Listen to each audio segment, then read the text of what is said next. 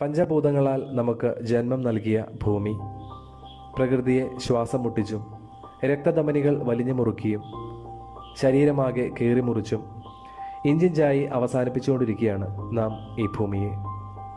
വേദന കൊണ്ട് പിടയുന്ന പ്രകൃതിയുടെ കരച്ചിലാണ് ഉരുൾപൊട്ടലിൻ്റെയും അതിവൃഷ്ടിയുടെയും രൂപത്തിൽ നാം അനുഭവിക്കുന്നത്. ഇന്നല്ലെങ്കിൽ നാളെ നാം നിൽക്കുന്ന മണ്ണ് ഒലിച്ചു പോകുന്നതുവരെ നമുക്ക് ഭാഗ്യമുണ്ടെന്ന് പറയാം. ശരീരത്തെ കാർന്നു തിന്നുന്ന ക്യാൻസർ പോലെയാണ് പ്ലാസ്റ്റിക്കിൻ്റെ ഉപയോഗം. എന്തും എളുപ്പമാക്കി തീർക്കാനുള്ള മനുഷ്യൻ്റെ മാന്ത്രിക വിദ്യയാണ് പ്ലാസ്റ്റിക്കിൻ്റെ ജനനത്തിന് നിദാനം. പ്രകൃതി വെച്ചു നീട്ടിയ സമ്പത്താണ് ക്രൂഡ് ഓയിൽ. ഈ ക്രൂഡ് ഓയിൽ വേർതിരിച്ചാണ് പ്ലാസ്റ്റിക് എന്ന പദാർത്ഥം ഉണ്ടാക്കിയെടുക്കുന്നത്. എളുപ്പത്തിൽ രൂപപ്പെടുത്തിയെടുക്കാവുന്ന പദാർത്ഥം എന്നതാണ് പ്ലാസ്റ്റിക് എന്ന പദം കൊണ്ട് ഉദ്ദേശിക്കുന്നത്. ഈ പ്ലാസ്റ്റിക് പ്രകൃതിയെ തന്നെ നശിപ്പിക്കുന്ന മധുരമുള്ള വിഷത്തെ പോലെയാണ്.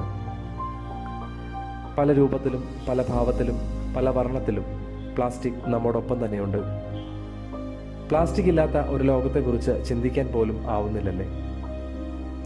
നിത്യോപയോഗ സാധനങ്ങൾ, മെഡിക്കൽ ഉപകരണങ്ങൾ, യാത്രാ സംവിധാനങ്ങൾ എന്നിങ്ങനെ മനുഷ്യൻ കൈയടക്കിയ എല്ലാ മേഖലകളുടെയും മേൽ പൊട്ടിച്ചെറിയാനാവാത്ത ചിലന്തി വലകൾ തീർത്ത് ഈ ഭൂമിയും കടന്ന് പ്ലാസ്റ്റിക്കിൻ്റെ ഉപയോഗം മുന്നേറിക്കൊണ്ടിരിക്കുകയാണ്. ചിതലെടുക്കില്ല, തുരുമ്പെടുക്കില്ല, എളുപ്പത്തിൽ രൂപവ്യത്യാസം വരുത്താം, സാന്ദ്രത വളരെ കുറവാണ് എന്നീ പ്രത്യേകതകളാണ് വ്യവസായങ്ങളെ പ്ലാസ്റ്റിക്കിലേക്ക് ആകർഷിക്കുന്നത്.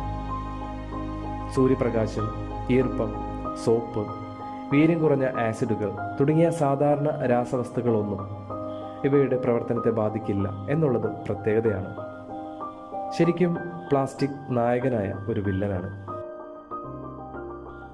നദികൾ, കാടുകൾ, സൂക്ഷ്മജീവികൾ, സസ്യ ജന്തുജാലം, സമുദ്രജീവികൾ, എന്തിനേറെ പറയുന്നു, വരാൻ പോകുന്ന തലമുറ വരെ പ്ലാസ്റ്റിക്കിൻ്റെ ബലിഷ്ഠമായ കരങ്ങൾക്ക് പിടിയിലാണ്.